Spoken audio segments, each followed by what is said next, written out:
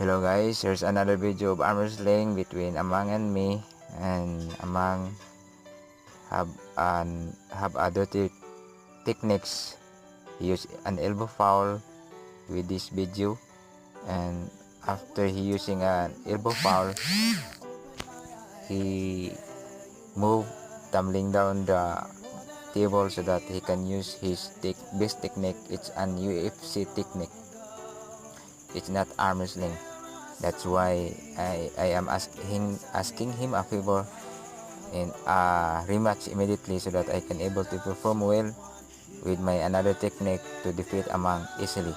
So I am successful to have that, to execute that kind of technique for Amang.